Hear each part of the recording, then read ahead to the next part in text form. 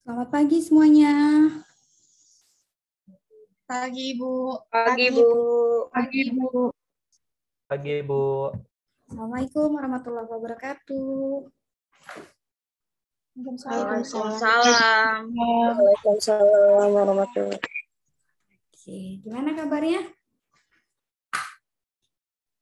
Baik, Alhamdulillah baik, Ibu. Alhamdulillah Baik, Bu. Baik, Bu.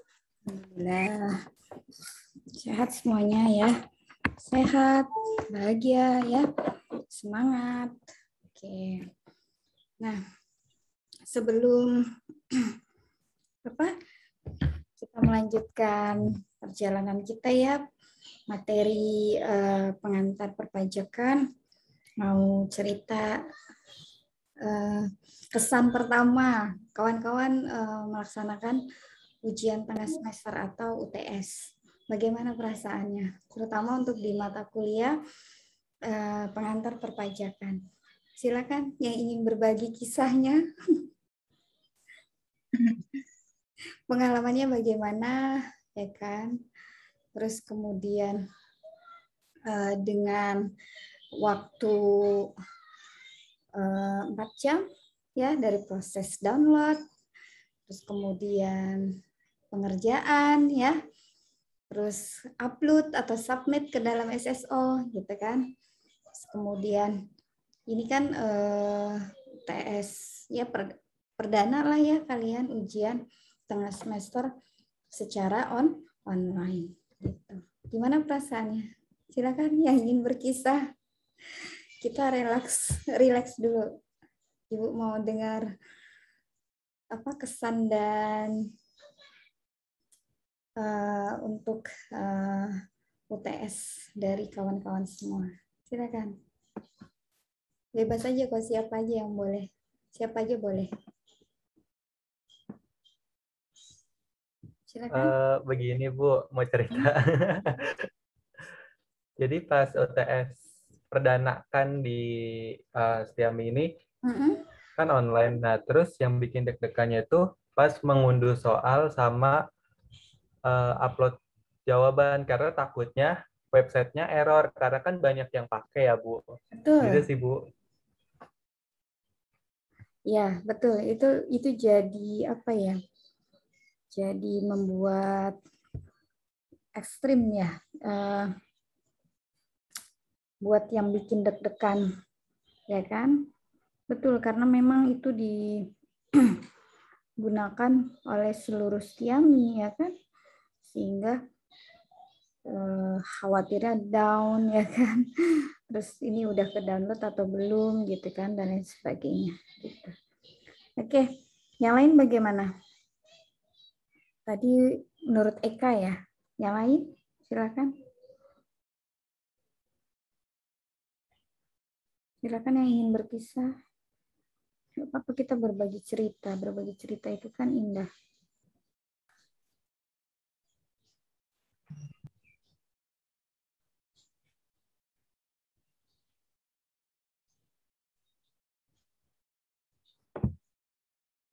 Silakan. Ayo, siapa yang ingin?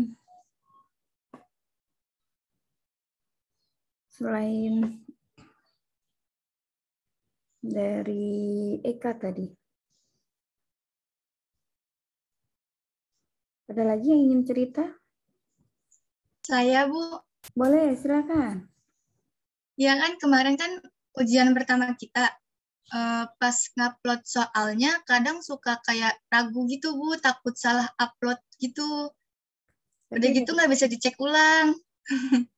Bisa melihat di apa? Bisa kan ada. Kalau saya kan, misalkan saya download materi nih ke SSO ya kan. Terus kemudian nanti bisa dilihat itu lihat file bagiannya.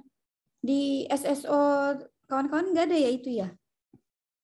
Kalau habis kirim langsung hijau, Bu. Jawaban sudah terkirim gitu doang. Oh, kalau di saya itu ada setelah saya upload ya, sama kayak kalian setelah upload, terus kemudian nanti ada kan ada sesi 8 gitu kan, ada pertemuan 8. Nah, itu nanti ada kotak warna merah, tulisannya lihat file. Nah, ya filenya jadi bisa saya lihat ini benar atau enggak yang diupload. Sini saya. Gitu. Jadi beda ya ininya. Tapi insya Allah ini belum selesai saya mengoreksi ya kan masih bertahap. Jadinya nanti kalau ada salah upload, ya salah upload atau misalkan gimana-gimananya nanti ya saya nanti saya japri paling informasinya karena memang belum selesai saya mengoreksi ya. Insya Allah paling Rabu Jumat lah udah rampung karena kan besok saya libur ada free ada jeda waktu lah untuk fokus menyelesaikan koreksi sama hari Jumat paling finalisasinya seperti itu. Nanti saya kabarin pokoknya kalau ada yang salah upload ya kan atau lain sebagainya insya Allah saya kabarin. Nanti paling via Japri ya gitu. Oke. Nah nggak apa-apa ini jadi pengalaman pertama. Iya sayang. Nah nanti kan nilai sebentar ya nilai diupload itu maksimal kita tanggal 27. Insya Allah nanti awal Desember itu udah muncul di SSO sama teman-teman seperti itu. Nanti dicek aja kalau misalkan nilainya udah tampil atau belum. Ya, biasanya kalau dosen udah input nilai, biasanya tuh udah bisa terlihat di SSO-nya teman-teman nanti dicek aja ya, gitu ya. Oke. Insya Allah sih hasilnya maksimal lah gitu. Oke baik ya. Itu pengalaman ya. Insya Allah semuanya kebanyakan itu semuanya memiliki rasa yang sama ya kan, deg-degan. Terus kemudian ini sudah benar atau belum gitu kan, berhasil atau tidak untuk submitnya dan lain sebagainya ya. Tapi kalau saya rasa untuk proses pengerjaannya, insya Allah kawan-kawan sudah bisa semuanya ya. Maksudnya sudah berpengalaman lah. Karena kan kita udah beberapa kali latihan ya enggak. Makanya saya bilang kenapa tugasnya meringkas atau membuat rangkuman dari materi-materi yang sudah kita lalui ya, kita sudah pelajari, gunanya adalah untuk mereview sekaligus mereview nggak mau mereview ya, gunanya adalah untuk mereview biar kalian tidak lupa seperti itu ya. Jadi ingat kalau kita membuat risam atau membuat rangkuman itu ya kan ingat jadinya, oh iya kemarin tuh pernah baca ini gitu. Nah, jadi pada saat kalian ujian tuh udah terekam di dalam memori seperti itu. Ya. Oke. Sip. Terima kasih. Mudah-mudahan mendapatkan hasil yang terbaik buat kawan-kawan mahasiswa semua ya. Oke, hari ini kita ada sudah 23 mahasiswa ya yang sudah join. Insya Allah nanti kita bisa bisa menambah ini ya, menambah pemahaman lagi tentang perpajakan ya. Oke.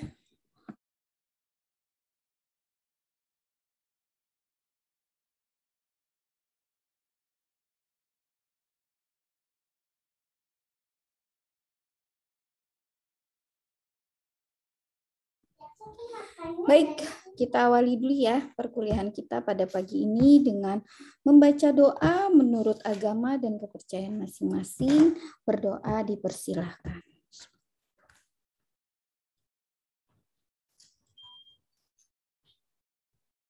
Oke, baik. Selesai.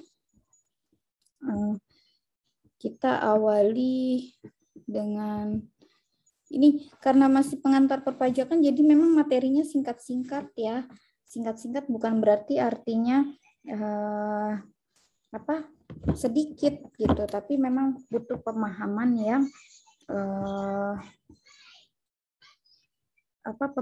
yang meyakinkan kawan-kawan semua ya.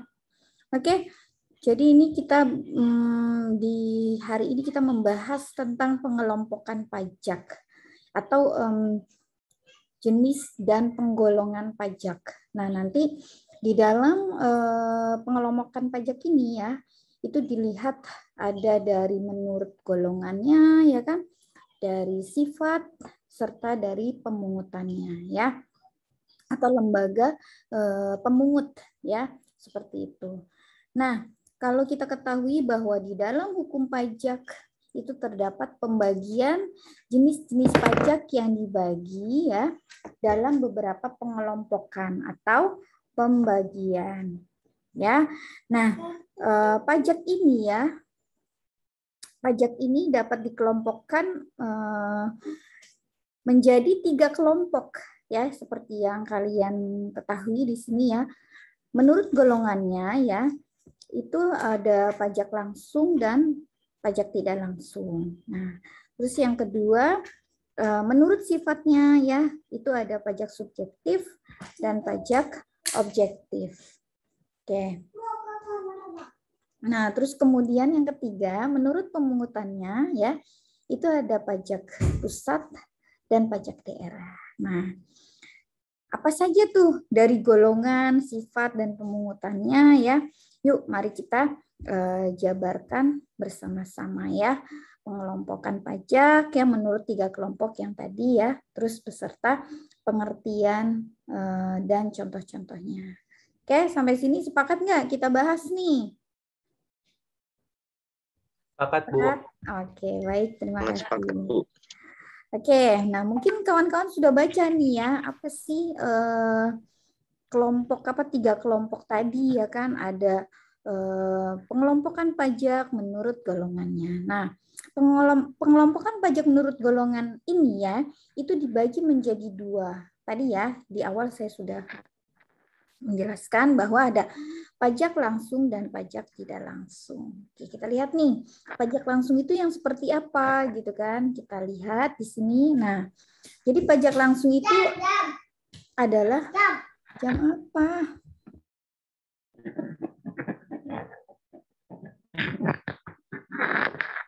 Ya, pajak langsung ya, maksudnya itu adalah pajak yang dipikul atau yang harus ditanggung ya, ditanggung sendiri oleh si wajib pajak tersebut ya. Kemudian tidak dapat dibebankan atau dilimpahkan kepada orang lain. Ya, contohnya apa? Contohnya adalah pajak penghasilan. Nah, jadi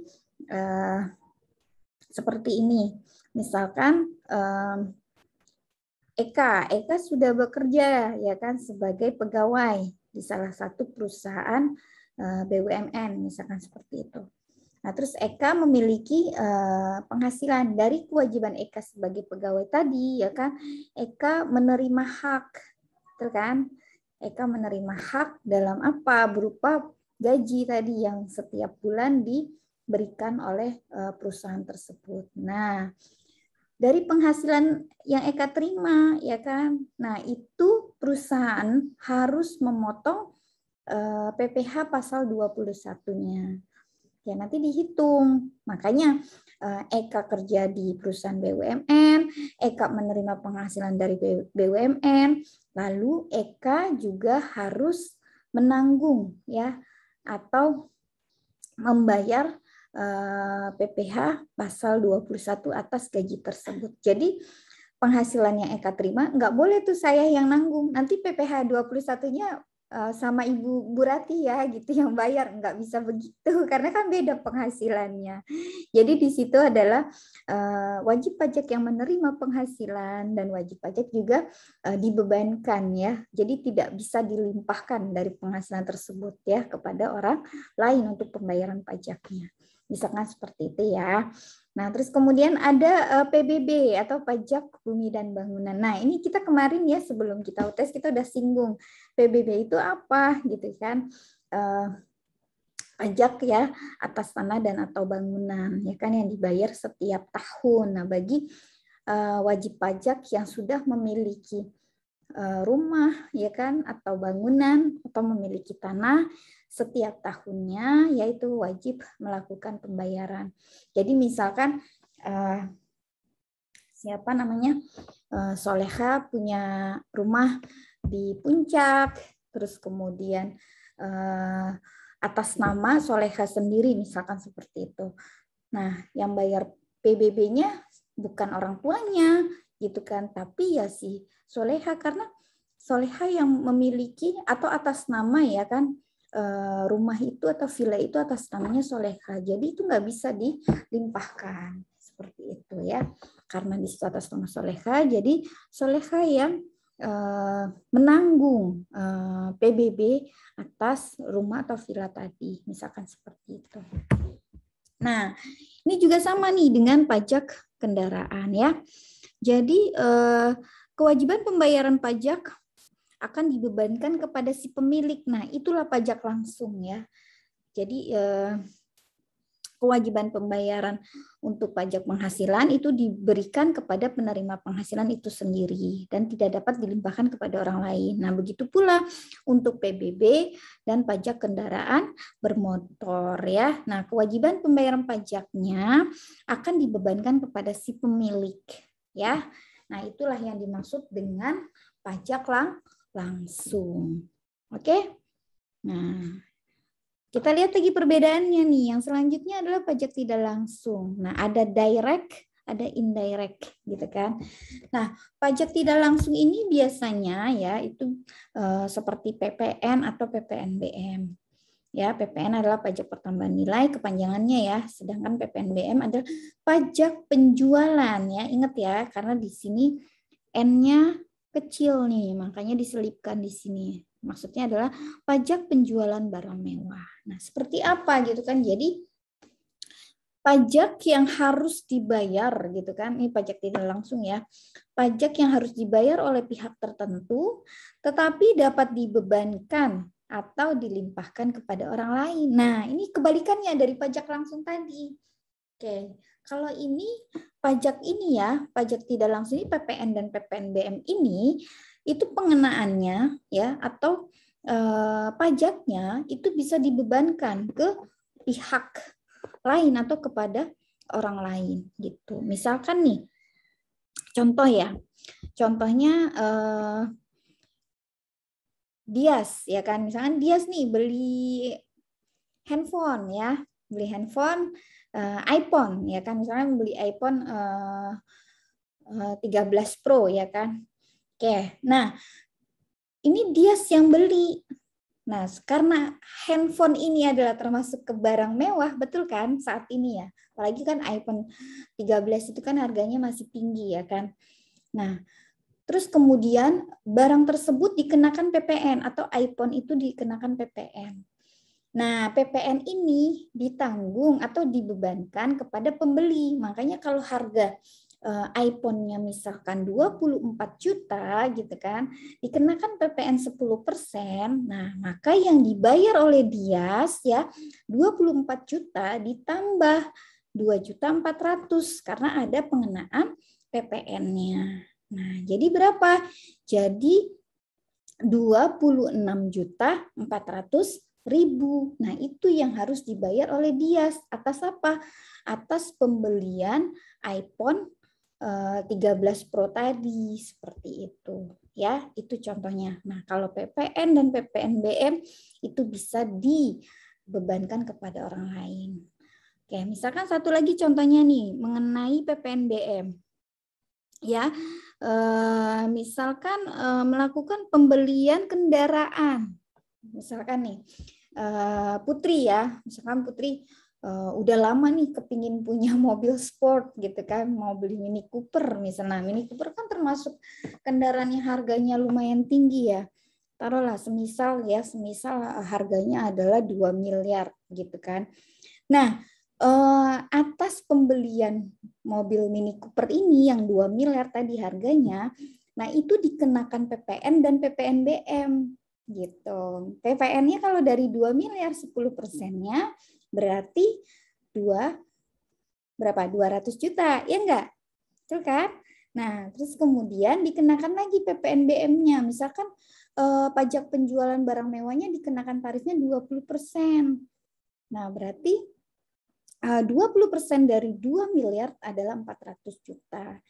Nah, jadi yang dibayar oleh si Putri ya kan tadi 2 miliar ditambah dengan PPN-nya 200 juta ya kan, ditambah dengan PPNBM-nya 400 juta. Nah, jadi yang harus dibayar oleh Putri adalah 2 miliar berapa jadinya? 600 juta. Nah, jadi seperti itu. Kalau untuk pajak tidak langsung ya. Pembayaran pajaknya ya itu beralih kepada pihak lain atau kepada orang yang membeli atas barang tersebut ya, seperti itu contohnya. Oke, sampai sini bisa dipahami? Inilah yang dimaksud atau bagian dari pengelompokan pajak menurut golongannya. Oke? Bisa ya punya gambaran maksudnya mengenai pajak langsung dan pajak tidak langsung ini. Oke, kita lanjut ya. Nah, kemudian ya bagian yang kedua ya itu adalah pengelompokan pajak menurut sifatnya. Jadi kalau menurut sifatnya sama dibagi dua juga. Nah, cuma ini dilihat ada pajak subjektif sama pajak objektif. Oke. Nah, subjektif itu yang kayak gimana? Berarti si orangnya, ya kan? Si wajib pajaknya. Oke, jadi dilihat dari wajib pajaknya. Misalkan gini, kalau pajak subjektif ya, pajak yang berdasarkan pada subjeknya. Maksudnya memperhatikan keadaan diri dari si wajib pajak tersebut. Nah, misalkan contohnya adalah pajak penghasilan, ya. Nah, contohnya nih, tadi saya udah ilustrasikan tentang PPh pasal 21 atas karyawan. Oke, kita ambil contoh nih, misalkan Lutfi. Ya, Lutfi bekerja sebagai karyawan tetap dengan statusnya misalkan tidak kawin, tidak memiliki tanggungan atau TK0, seperti itu ya. Nah, ini sudah jelas dari statusnya dulu ya, dari statusnya tadi Lutfi tidak kawin dan tidak punya tanggungan ya. Tapi ini berbeda dengan saya yang sudah memiliki tanggungan ya, saya memiliki tanggungan. Atau misalkan di sini ada kawan-kawan ya, misalkan ada siapa namanya Irham misalkan. Irham dia sudah menikah. Sudah punya tanggungan, misalkan kawin memiliki anak satu. Nah, sudah jelas kan penghitungan PTKP-nya, penghasilan tidak kena pajak kan berbeda, betul kan? Kalau tidak kawin, tidak memiliki tanggungan, maka dikenakan 54 juta. Betul kan? Untuk lapisan yang pertama ya. Terus kemudian untuk wajib pajak sendiri, maksudnya seperti itu. Nah, karena tadi Irham sudah menikah, memiliki anak ya kan, atau memiliki tanggungan, maka penghasilan tidak kena pajaknya atas WP sendiri 54 juta ditambah dengan dia statusnya yang menikah ya kan, berapa kalau menikah PTKP-nya 4.500.000. Oke, alhamdulillah Mas pada ingat ya. 54 juta ditambah 4.500.000 terus punya anak satu ditambah lagi berapa? Tanggungan? Ayo, satu anak berapa? Ditambah satu anak tambah 4.500.000 lagi, Bu. Iya, betul. Jadi totalnya berapa? 54 tambah 9. 63 juta. Iya, nah jadi tadi status Lutfi yang tidak kawin, PTKP-nya hanya 54 juta. Sedangkan status Irham yang menikah memiliki satu anak, itu adalah dikenakan 63 juta untuk PTKP-nya. Nah, jadi seperti itu ya, berbeda. Walaupun sama-sama sebagai karyawan tetap di salah satu perusahaan. Nah, walaupun penghasilan yang diterima oleh Lutfi dan Irham tadi sama, tapi perlakuan untuk PTKP-nya atau PPh pasal 21-nya berbeda. Nah, ya. Jadi disesuaikan dengan si kondisi wajib pajak itu sendiri. Maksudnya seperti itu ya. Oke. Nah, itulah yang ilustrasi dari pajak penghasilan atau pajak subjektif ya. Nah, yang selanjutnya adalah pajak objektif. Apa sih objektif itu? Nah, berarti kita melihat objeknya. Nah, disinilah kalau ini sedikit berbeda. Kalau objektif, kita melihat objeknya, tapi kita tidak memperhatikan keadaan diri si wajib pajak itu. Oke, contohnya apa? Contohnya pajak pertambahan nilai dan pajak penjualan barang mewah. Betul kan? Nah, misalkan kita lihat nih objeknya. Tadi pembelian barang tadi. Misalkan beli mobil. Kita nggak peduli ya kan pembelinya atau si bayarnya. Kan showroom gitu kan. Showroom nggak peduli bayarnya atau pembelinya atau customernya lah ya. Nggak melihat kondisi. Yang jelas lu udah masuk showroom sini ya kan. Lu mampu beli mobil yang ada di sini. Kan bahasanya seperti itu. Gitu. Nah, jadi tidak melihat kondisi si wajib pajak. Ya, tapi dia melihat dari objeknya. Oke, atas pembelian barang tadi, makanya dikenakan PPN dan PPNBM. Oke. Ya. Itulah. Jadi pembelian suatu barang besarnya akan sama walaupun kondisi atau status wajib pajak yang membelinya berbeda. Oke, misalkan nih ada pembeli A sama pembeli B. Pembeli A misalkan nih orang konglomerat lah, pembeli B biasa-biasa saja gitu. Tapi dia mampu untuk membeli sebuah mobil yang sama gitu. Nah, artinya apa? Penjual ya tidak melihat status dari pembeli tersebut gitu kan. Yang penting datang ke sini mau beli barang yang sama ya dengan harga yang sama gitu kan, tapi tidak melihat atau tidak memperhatikan dari keadaan si buyer tersebut atau pembeli tersebut. Oke, ya itulah pengelompokan pajak menurut sifatnya. Oke, nah sudah mulai terbuka kan apa yang dimaksud dengan PPN, PPNBM dan pajak penghasilan. Nah, jadi kalau ditanya ya contoh dari pajak subjektif apa? Udah jelas. PPh gitu kan. Pajak langsung, pajak langsung dikenakan langsung. Tidak bisa dialihkan ya kan. Jadi oleh si WP itu sendiri gitu kewajiban perpajakannya. Nah, berarti contohnya PPh. Nah, jadi enak tuh ngapalnya. Objektif bisa dialihkan nih. Pajak tidak langsung bisa dialihkan pajaknya. Contohnya PPN dan PPNBM. Terus kemudian ada pajak objektif. Nah, ini tidak melihat kondisi dari WP-nya. Contohnya sama PPN dan PPNBM. Oke. Nah, yang terakhir ya, pengelompokan yang terakhir adalah menurut pemungut dan pengelolanya. Nah, ini ada pajak pusat dan pajak daerah. Ya. Nah, teman-teman sudah mulai tahu ya yang dimaksud dengan pajak pusat itu apa ya. Kemarin saya udah pernah singgung juga ya. Nah, pajak pusat itu yang memungut adalah pemerintah pusat. Ya, yang sudah pasti digunakan untuk pengeluaran ya negara, membiayai pengeluaran negara.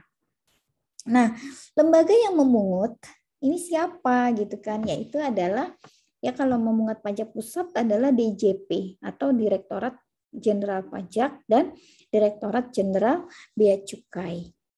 Oke, ya. Contohnya apa nih yang pajak pusat ini? Contohnya ada PPh, ada PPN, ada PPNBM, terus PBBP3 ya, yang perkebunan, perhutanan dan pertambangan. Terus kemudian bea materai. Oke, materai yang 10.000 itu ya, itu adalah dikelola atau termasuk ke dalam pajak pusat contohnya. Oke. Ya.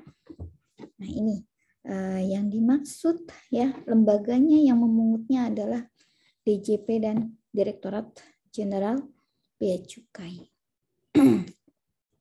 Nah, lalu bagaimana nih dengan pajak daerah? Nah, kalau pajak daerah itu sudah pasti yang memungut adalah pemerintah daerah. Ya, pemerintah daerah. Oke. Ya. Sebentar. Sudah ke sini aja. Bentar.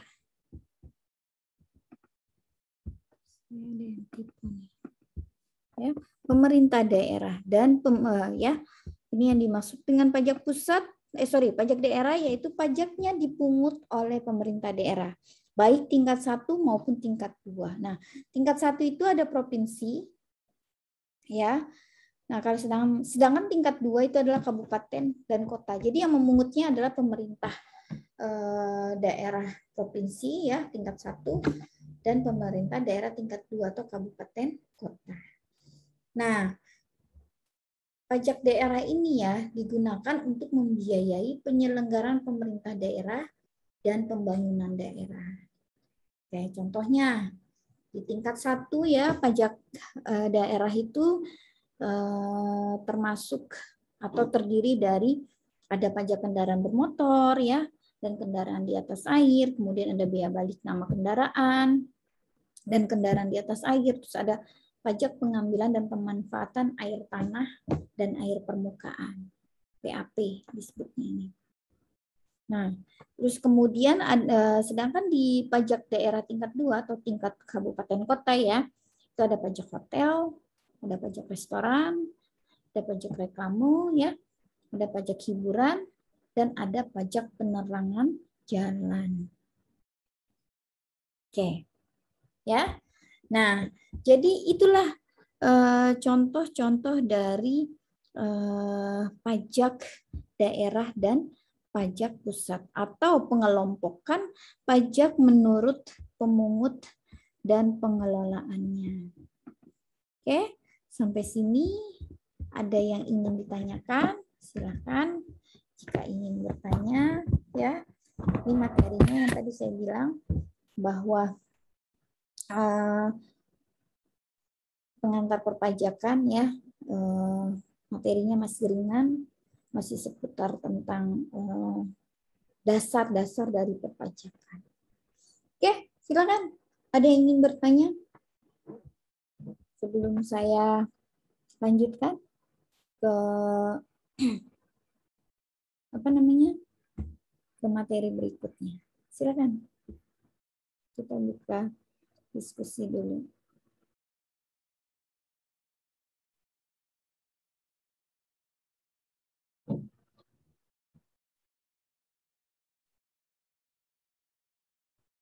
Sudah jelas?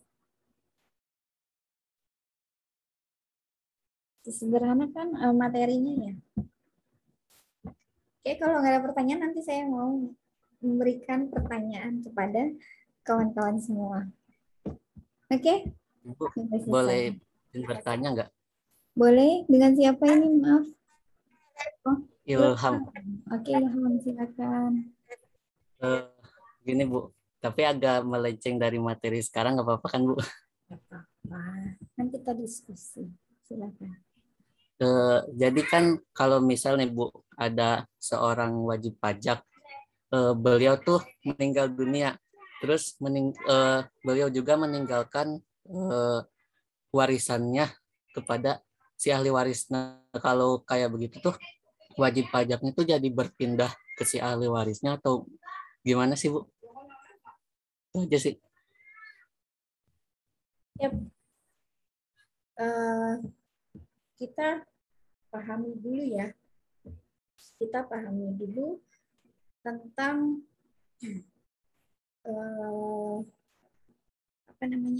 pajak ya.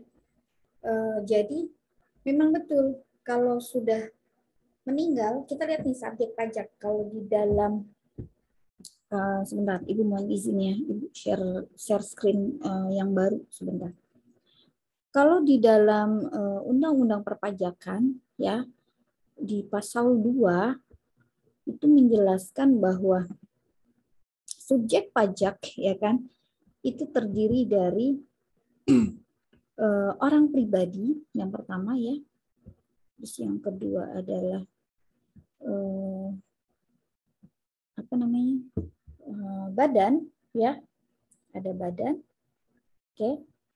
Nah, terus kemudian yang ketiga ada warisan yang belum terbagi, ya. Oke. Nah, itu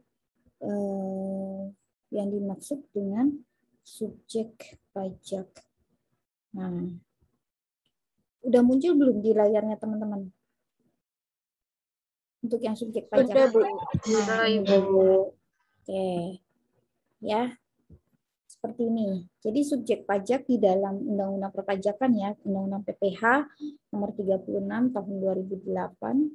Jadi pasal 2 itu menjelaskan bahwa subjek pajak itu terdiri dari orang pribadi, ya kan? Ini subjek pajak dalam negeri dan subjek pajak luar negeri. Nah, subjek pajak dalam negeri itu apa saja? Ada orang pribadi, ada warisan yang belum terbagi sebagai satu kesatuan, ya. Nah, terus kemudian ada badan.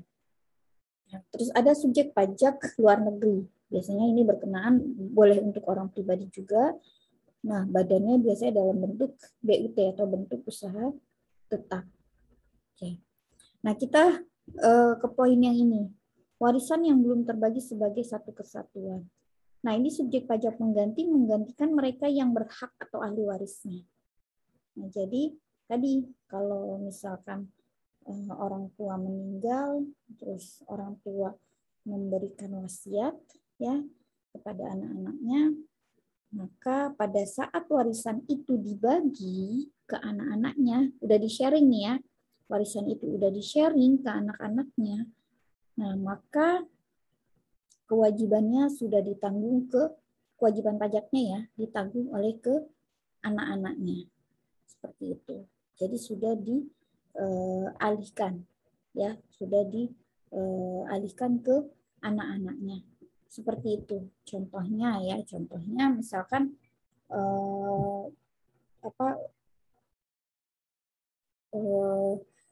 siapa tadi namanya, Ilham, ya. Ilham diwariskan sebuah tanah, ya. Coba Ibu buat ilustrasinya dulu. Buka di whiteboard, ya. Sini aja. Besarkan dulu. Oke. Nah, misalkan gini.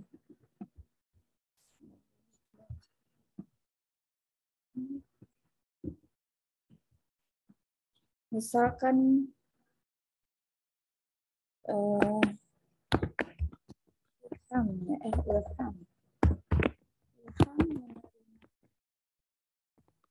warisan mendapatkan, bukan nih, mendapat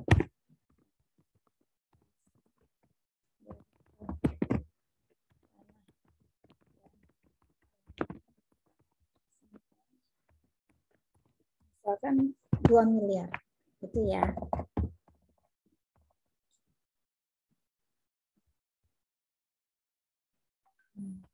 Terus kemudian, ya,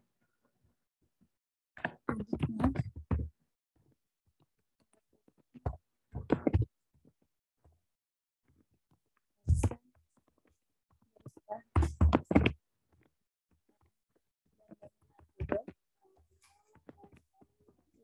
ya, misalkan nilainya cuma 300 juta nih, lebih sedikit misalkan seperti itu. Sebentar ini. 1 miliar deh. Nah, terus ada lagi nih. Apanya, sayang? Nah, terus kemudian pamannya lah. Pamannya ya mendapatkan, mungkin karena pamannya dulu misalkan gini, ayahnya Ilham pernah punya utang budi kepada pamannya gitu kan. Nah, akhirnya di dalam surat wasiat itu dimasukkan pamannya mendapatkan warisan juga misalkan gitu dari ayahnya Ilham tadi, ya, berupa tanah dan bangunan juga, tapi nilainya kecil 300 juta misalkan. Ya, hitung balas budi ya.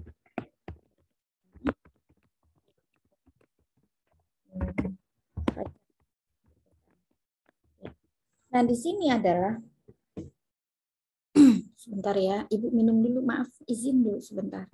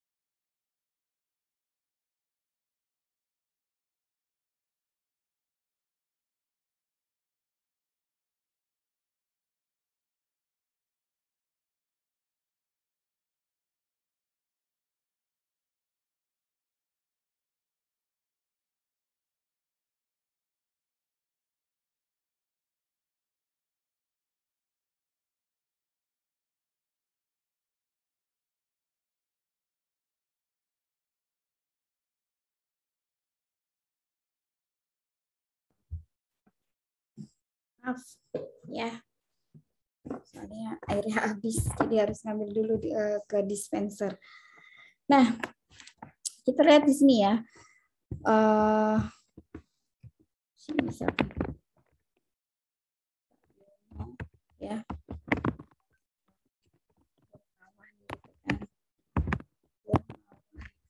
Ini hanya ilustrasi ya, Ilham ya. Ilham, mohon maaf, Ibu nggak ada bermaksud untuk apa gitu ya. Karena gitu kan, memberikan tanah hibah wasiatnya. Ditambahin dulu soalnya. Yang aktenya, sorry.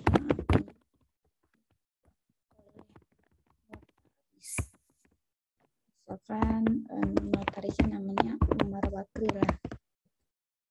Ya. Terus kemudian masing-masing ya, masing-masing penerima hibah mendapat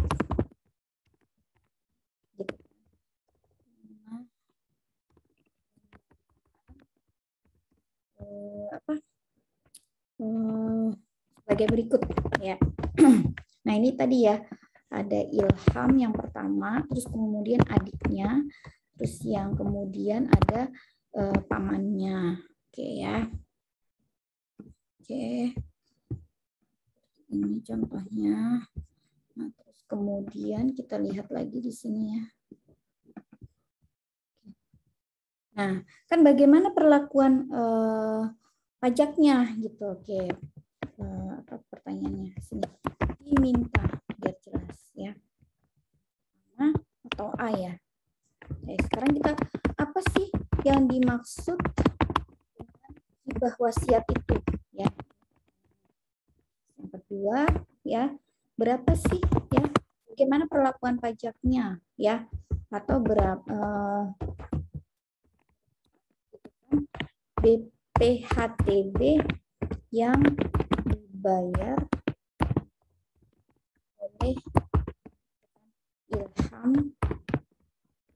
adiknya ya, dan kan. Oke. Nah, terus kemudian apa namanya, yang terakhir ya, boleh nggak, bolehkah ya kan membatalkan hibah wasiat yang telah dibuat. Oke, ini ada 3 pertanyaan ya. Oke, sekarang kita jawab dulu nih. Kita jawab dulu yang pertama. Nah, apa itu hibah wasiat ya kan? Hibah wasiat itu adalah Hibah wasiat itu adalah suatu penetapan ya, suatu penetapan yang khusus mengenai pemberian hak atas tanah dan atau bangunan kepada orang pribadi atau badan hukum tertentu yang berlaku setelah pemberi hibah wasiat itu meninggal dunia. Nah, jadi yang dimaksud irham tadi ya, itu disebut sebagai hibah wasiat irham. Ya. Oke. Ya, tadi yang saya sebutkan. Sebentar deh, saya ketik dulu deh. Tadi apa? Suatu penetapan khusus, ya kan? Suatu penetapan yang khusus diberikan ya mengenai pemberian hak dan atau bangunan gitu ya, bangunan kepada orang pribadi gitu kan, atau badan hukum tertentu gitu kan, yang berlaku memberi hibah wasiat itu meninggal dunia. Oke. Ya, itu ilham ya. Nah, kemudian bagaimana nih perlakuan perpajakannya? Oke, pertama kita hitung dulu besarnya HTP gitu kan, yang terutang. Nah, ini kan ada 3 orang nih, ya enggak yang menerima. Oke, yang menerima. Kita hitung dulu yang pertama. Atas nama siapa? Ilham. Oke. Ilham nilai perolehan objek pajaknya. Tadi kan Ilham menerima warisannya ya atau wasiatnya itu berupa tanah dan atau bangunan senilai 2 miliar. Ya berarti ini kita hitung dulu nilai perolehannya. 2 miliar. Oke. Nah, itu NPWP-nya, NPOP-nya. Nah, terus ada nilai perolehan objek pajak tidak kena pajak namanya. Nah, itu kepanjangannya. Oke. Nah, berarti misalkan kita asumsikan aja ya, ini adalah 300 juta. Kita asumsikan. Oke, ini dikurang ya, kawan-kawan ya. Coba bantu Ibu berhitung, Nak. Bantu Ibu ya, Nak, untuk berhitung. Oke. Ini dikurang gitu ya. Nah, maka NPOP KP-nya gitu kan, berapa nih? 2 miliar dikurangi dengan 300 juta. 1 miliar 700 juta, Bu. Oke, baik. Terima kasih. Bantu saya ya. Oke, ini udah ya. Nah, terus kita sekarang hitung. BPHTB terutangnya. Ya enggak? Atas si Ilham ini tadi. Ilham. Oke. Yang pertama adalah 5%. Kita kalikan dulu. Ya. Berapa tadi? Sorry, langsung aja 5 kali 50% aja biar cepat. Dikali berapa nih? 1 miliar 700 ya. 1 miliar. Coba tolong bantu Ibu. Ini sama dengan berapa? 1 miliar 700 juta ya. Berapa sama dengan? Coba tolong dibantu. 5 dikali 50%. Kemudian dikalikan dengan kok ini sama dengan, maaf. Ini dikalikan 42.500.000, Bu. 42.500.000. Nah, jadi Ilham ya menanggung BPHTB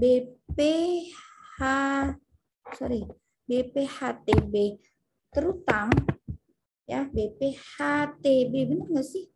Betul ya, BPHTB terutang itu adalah sebesar 42.500.000. Oke, ini tarifnya, tarif untuk PPH untuk BPHTB 5% dikali 50%. Kenapa? Karena ini hibah wasiat, jadi dia harus dikalikan lagi dengan 50%. Oke. Nah, ini baru Ilham. Nah, terus gimana dengan adiknya? Gitu kan? Oke. Ini di capture dulu kawan-kawan semuanya. Ya, tolong di capture dulu. Nanti Ibu buat yang baru. Ya, tapi samping aja sini lah ya. Nggak bisa. Kita teks baru aja sini. Ya. Nah, yang kedua adalah adiknya kan. Nah, kita hitung lagi nih adiknya. Sama perlakuannya. Hitung dulu nih NPOP-nya. Coba ayo bantu Ibu. Berapa tadi yang diterima adiknya? 1 miliar kan? Oke. Nah, NPOP TKP-nya sama. Ya. Tadi apa kepanjangan NPOP TKP-nya? Nilai perolehan pajak tidak kena pajak. Iya. Oke, ini coba dikurangi dengan 300 juta lagi nih. Oke, 300 juta. Berapa sama dengan? Sama dengan 700 juta, Bu. Oke, sip. 700 juta ya berarti ya. NPOPKP. Nah, kalau NPOPKP apa tadi kepanjangannya? Nilai perolehan operasional. Iya, objek pajak kenapa? Pajak. Nah, berapa nih BPHTB yang dibayarkan oleh adiknya si Ilham tadi? Oke, kita lihat sini ya. BPHTB. Berapa tadi tarifnya? 5% gitu kan. Dikali berapa? 50%. 50%. Iya. Terus sana. Kali dengan 50% gitu kan. Dikali 700 juta sama dengan berapa, Nak? 17.500.000. Oke, terima kasih. Nah, ini BPHTB yang dibayar oleh adiknya Ilham. Ya.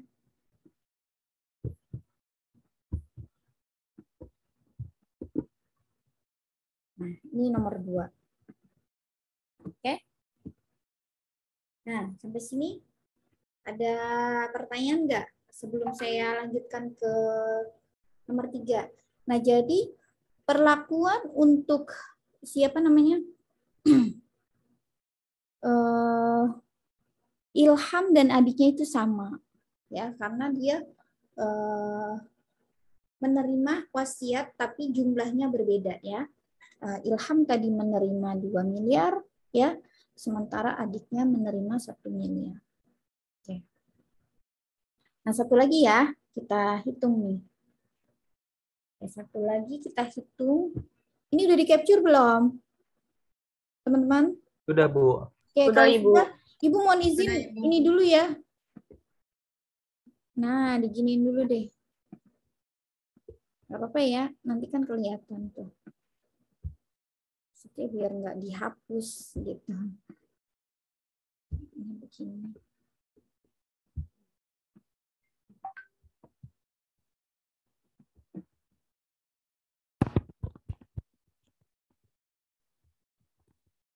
Oke, kita lanjut ya ke nomor 3 di sini.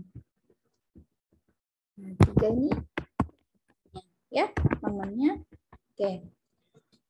Nah, pamannya ini ya, kita hitung nih. Tadi dia NPOP-nya berapa? 300 ya. Oke, kita hitung dulu. NPOP-nya 300 juta.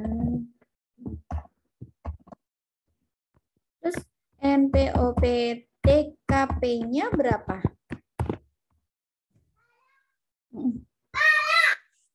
Sabar. Apakah sama atau tidak? Kayaknya beda deh, Bu. Iya, kenapa berbeda? Eka? Soalnya kalau dilihat, kalau misalkan NPOP TKP-nya tetap 300, nanti habis di NPOP KP-nya. Oke, good. Betul sekali. Ya, jadi tidak boleh menggunakan atau mengasumsikan senilai 300 juta tadi NPWP TKP-nya ya. Jadi kita bikin asumsi aja yaitu sebesar misalkan 60 juta ya, 60 juta. Nah, jadi begitu nih. Ini emang sedikit berbeda perlakuannya ya. Jadi kita lihat dulu berapa nih wasiat atau hibah wasiat yang diterima oleh si orang yang menerimanya. Jadi berapa? Ini kita asumsikan 60 juta ya. 300 dikurang 60 juta berapa? 240 juta. Ya. Buku Doraemon yang mana? Loh ini udah pada dihitung sampulnya Made. Tuh, di situ tuh. Itu tuh di situ tolong. Ya. Oke, nah jadi betul makasih Eka ya sudah dibantu menjawab. Nah, jadi BPHTB terutangnya adalah ya berapa tadi? 5% ya, 5%. Dikali 50%. Ya, jangan diambil yang baru. Nanti itu aja Mas baru belum dipakai, Nak. Cuma sampulnya disobek-sobek sama kamu juga. 40 juta. Ya. Jadi berapa ini, maaf? Minta tolong dibantu dihitung. Jadi 6 juta, Bu. 6 juta. Oke. Udah selesai deh. Nah, begini siapa Ilham? Jadi perlakuannya begini. Gimana? Sudah jelas, Ilham? Ya, Bu. Jelas. Makasih, Bu. Iya. Jadi nanti teman-teman kalau mendapatkan warisan, nah jangan lupa tuh atas warisan tersebut ya atau wasiat tersebut tetap dikenakan pajak. Oke. Nah ini kasus yang terjadi di keluarga saya ya, khususnya orang tua saya. Jadi pada saat ayah ibunya sudah meninggal, ya kemudian karena anaknya banyak, ibu saya itu berapa saudara ya? Saya lupa 7 apa 8 gitu kan.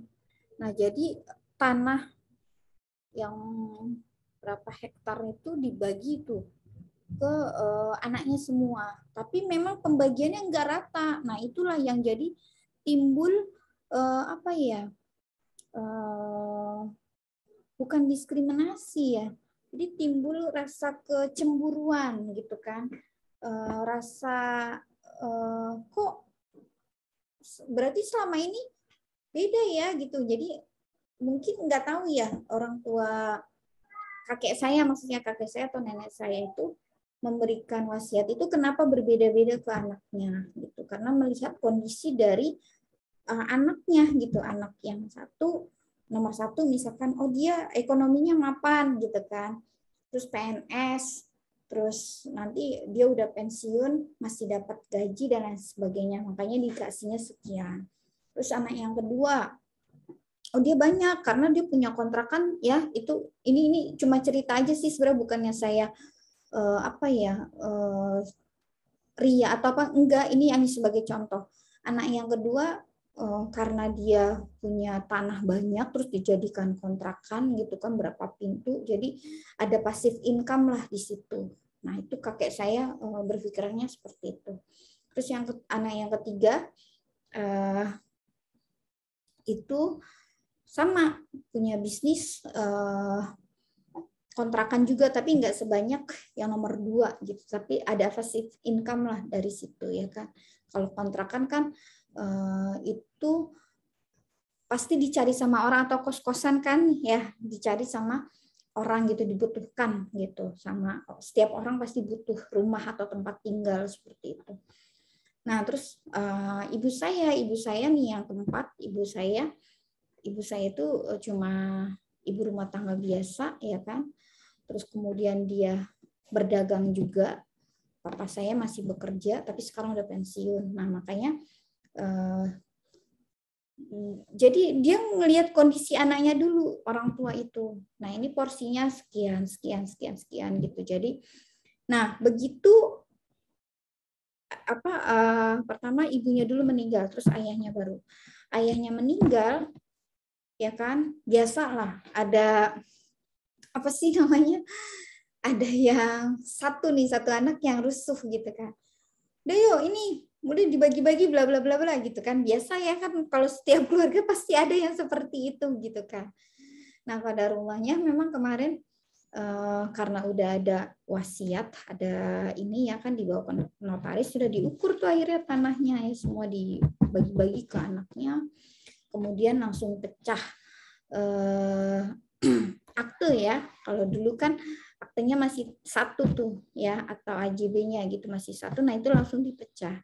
Nah pada saat pecah itulah nanti dia membayar ini BPHTB ini itu atas warisan tersebut atau atas hibah wasiat tadi gitu. Nah ini jadi perhitungannya seperti ini. Berapa besaran nilai perolehan yang diterima oleh si ahli waris itu ya kan? Nah nanti dikurangi dengan nilai perolehan objek pajak tidak kena pajak.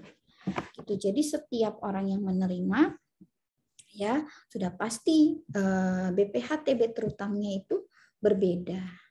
Ya, jadi sesuai dengan nilai ini. Nilai perolehan objek pajak kena pajaknya.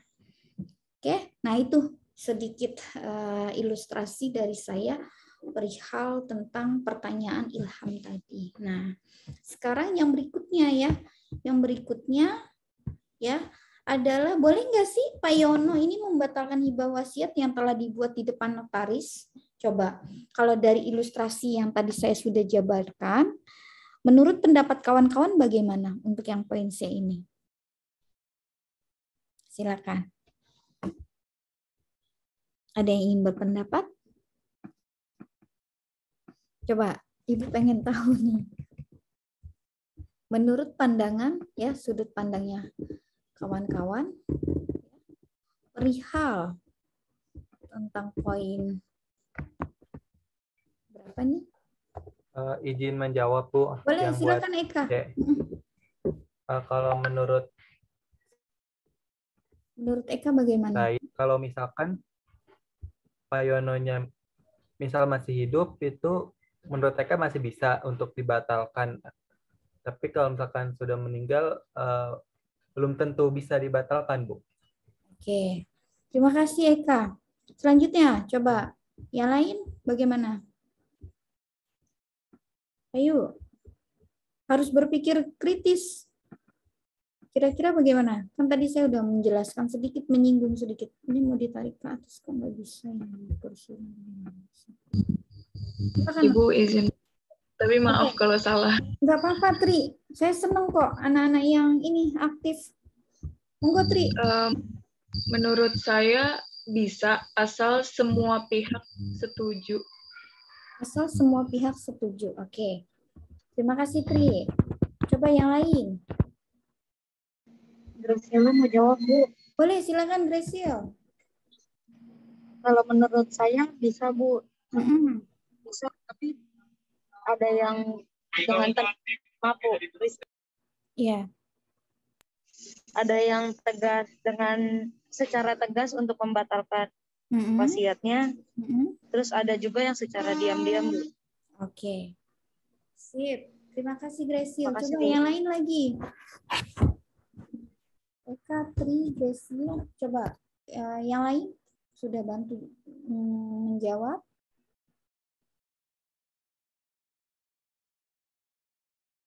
Ayo, Putri, Lutfi, Ilham mungkin mau berpendapat, silakan. Siapa lagi nih? Tadi ada Dias ya. Terus ada Mariatul Kiptia, ya, Jitrotul, Zahra, Nurhalima, Devalia, ya, Alma, Ade, Afif, Dani, Anita, ya, Citra, Faiza, Rafifa, Atika, apalagi nih, Aprilia, Rizky, ya, silakan. Coba. Ibu izin berpendapat. Oke, silakan. Nur Tapi apa ya? Iya, maaf ya Bu kalau salah. Apa, silakan. Kalau menurut saya bisa Bu, yang pertama itu bisa dibatalkan oleh pewaris waktu masih hidup kan ya Bu. Kalau yang kedua bisa dibatalin juga oleh hakim apabila disengketakan di pengadilan atau batal karena hukum. Oke. Terima kasih. Siapa tadi? Nur Halimah. Oke. Good. Bagus. Sudah bisa ini ya, mengambil kesimpulan dari apa yang sudah dijabarkan. Betul sekali bahwa Pak Yono ini dapat membatalkan hibah wasiat yang telah dibuat di depan notaris. Karena apa gitu kan? Karena saat terutangnya BPHTB ya, karena hibah wasiat adalah sejak saat yang bersangkutan mendaftarkan peralihan haknya ke kantor pertanian kabupaten atau kota Madia. Ya. Nah, jadi dilihat nanti kondisi fisiknya tanah itu ada di mana? Apakah ada di kabupaten atau di kota.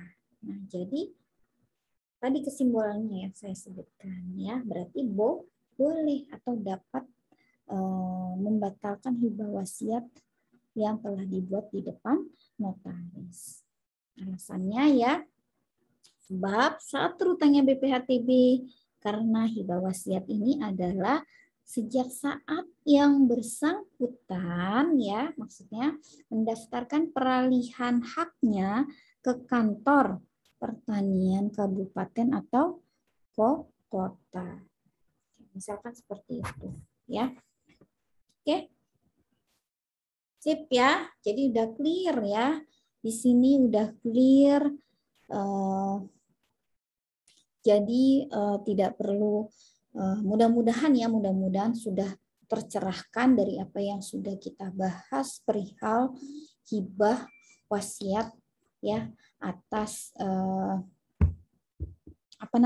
sepeninggalan orang yang setelah meninggal ya, seperti itu. Oke. Cukup ya, sampai di sini cukup jelas untuk pertanyaan Ilham. Oke, kalau sudah silakan di-capture ya kawan-kawan.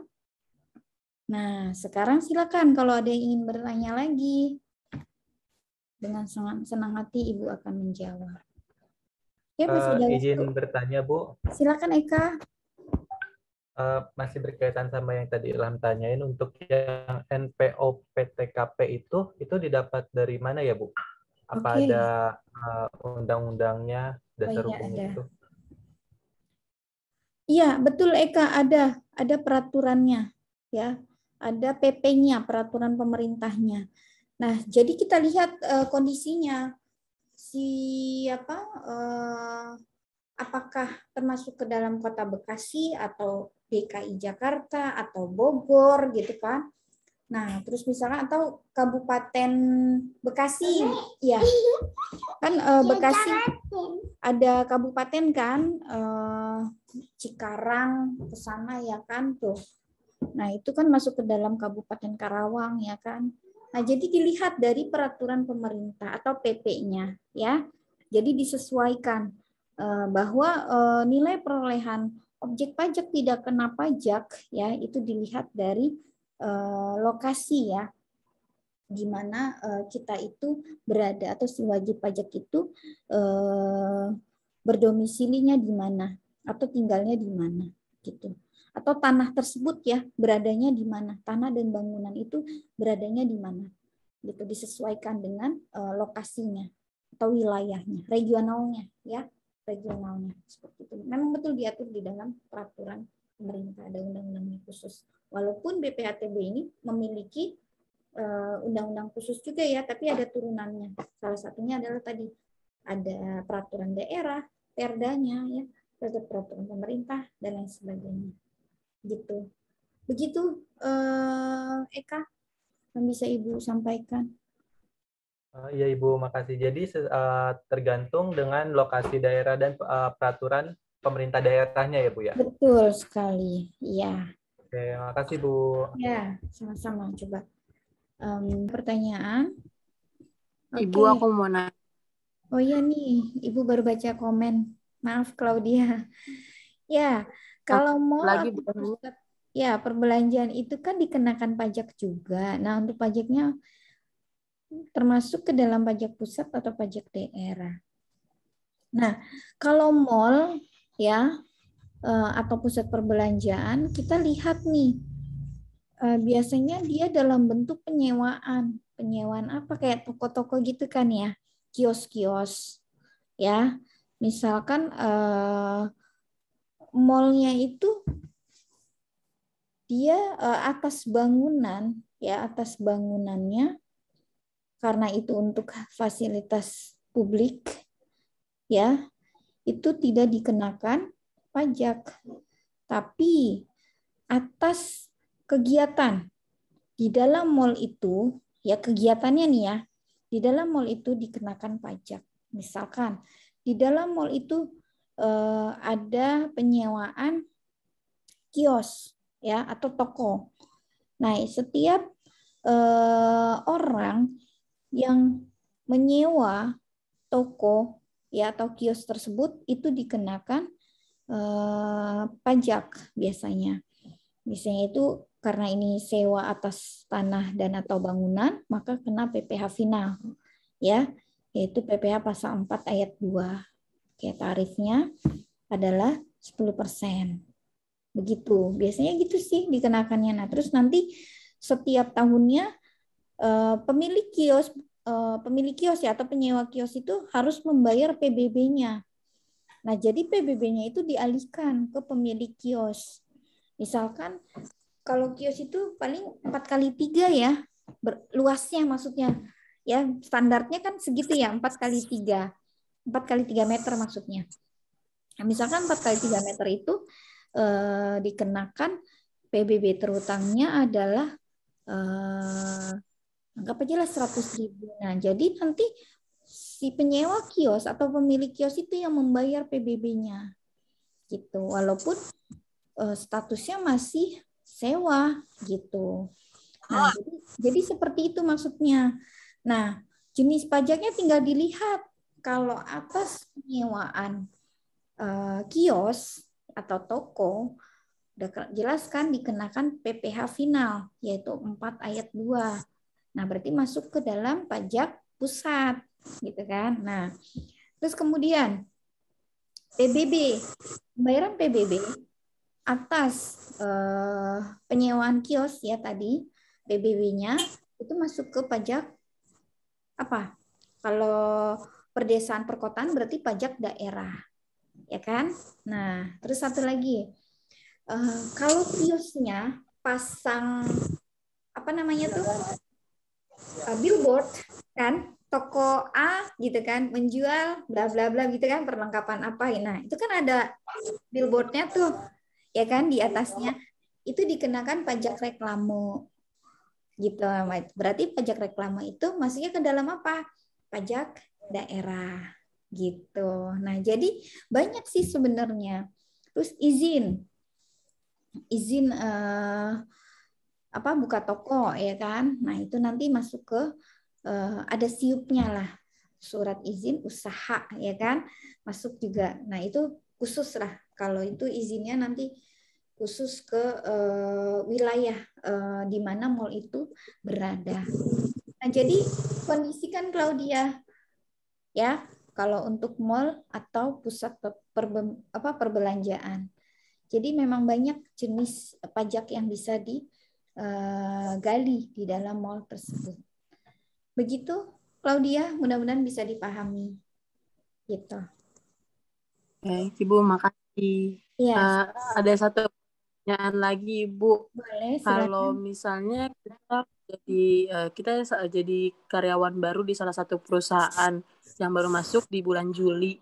Kalau misalnya baru masuk di bulan Juli itu kan baru pertengahan tahun ya Bu. Apa kita udah dikenain PPh 21 untuk dibayarkan per tahunnya atau belum?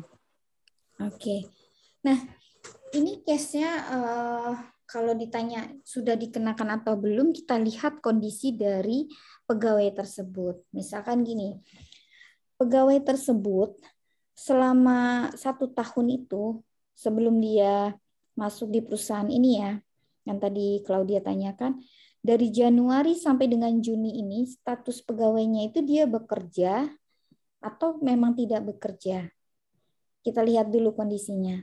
Kalau dia bekerja, nah pada saat si karyawan ini pindah kerja, nah berarti dari Januari sampai dengan Juli itu kan ada pemotongan PPh pasal 21 dong dari perusahaan sebelumnya.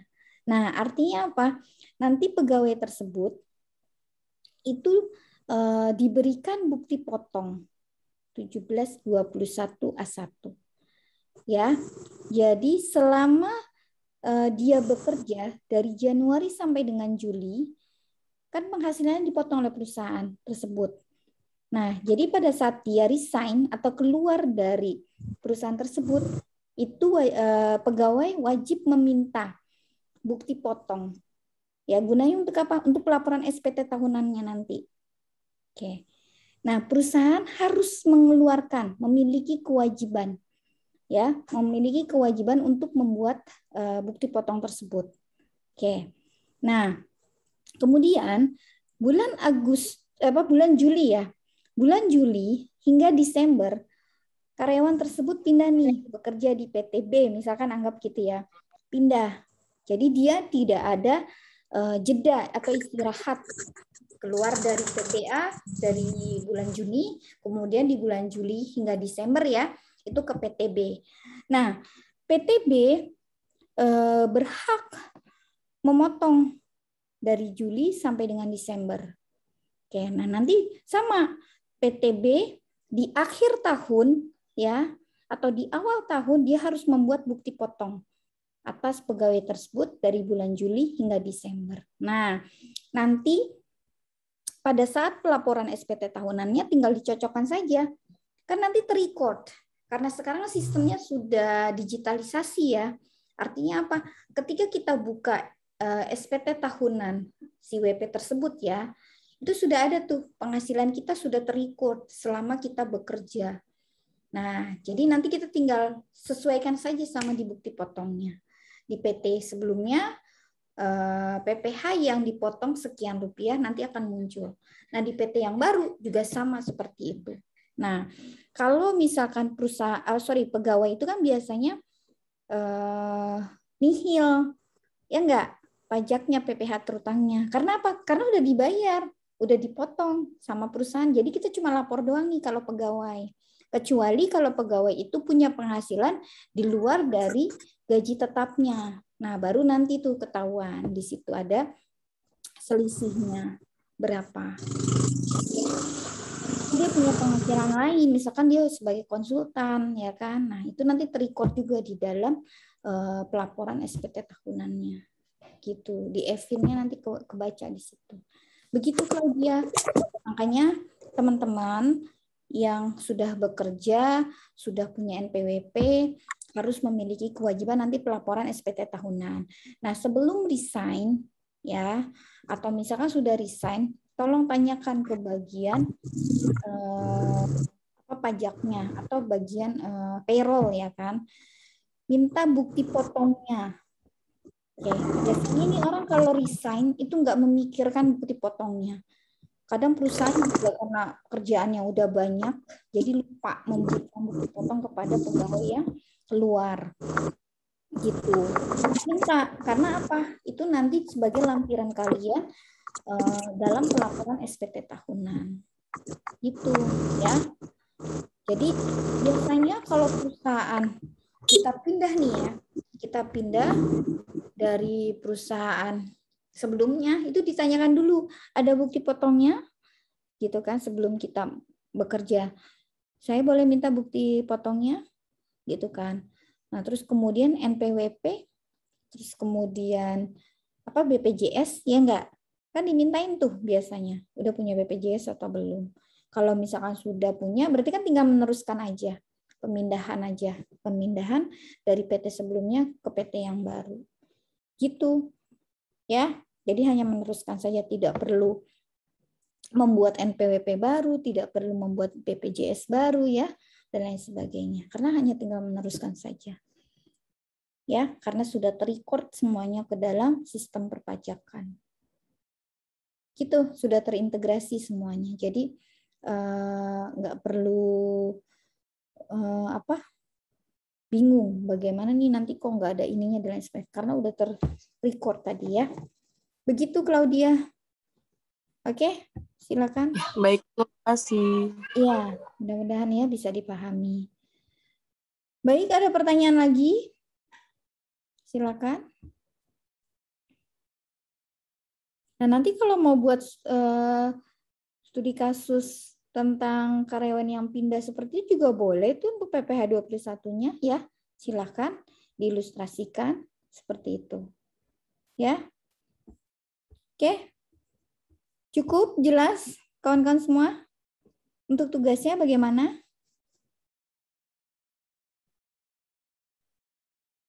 Oke, mudah-mudahan bisa ya. Oh ya, untuk UTS-nya saya belum rampung ya koreksinya. Terus insya Allah lah mudah-mudahan hasilnya memuaskan ya. Karena ini perdana kan kalian ujian online, terus UTS pertama juga kan di semester ini. Seperti itu ya. Oke, mudah-mudahan bisa maksimal hasilnya. Oke, gimana? Ada lagi yang mau ditanyakan? Cukup jelas? Oke, baik. Kalau tidak ada pertanyaan lagi, masih ada waktu nih, 5 menit kurang lebih. Ini Nailam juga masih di jalan. Insya Allah. Oke, cukup ya. Baik, kalau tidak ada pertanyaan, terima kasih. Saya akhiri saja perkuliahan malam ini ya. Kemudian tugasnya tolong disiapkan. Jangan lupa diupload ke SSO ya. Maksimal adalah 1 pekan ya. Atau sebelum hari Selasa ya, Senin malam sebelum jam 12 atau 23.59 lah. Oke, baik. Karena sudah 7.25 ya, sekali lagi saya ucapkan terima kasih untuk perkuliahan malam ini. Semoga manfaat, semoga mendapat wawasan ya, menambah wawasan bagi kita semua. Oke, sekali lagi saya mohon maaf ya, minta maaf atas tadi keterlambatan ya karena mati listrik ya. Mudah-mudahan teman-teman bisa memaklumi ya kondisi saya saat ini. Oke, cukup sekian. Terima kasih. Wassalamualaikum warahmatullahi wabarakatuh. Waalaikumsalam warahmatullahi wabarakatuh. Ya, sama-sama. Silakan. Ya.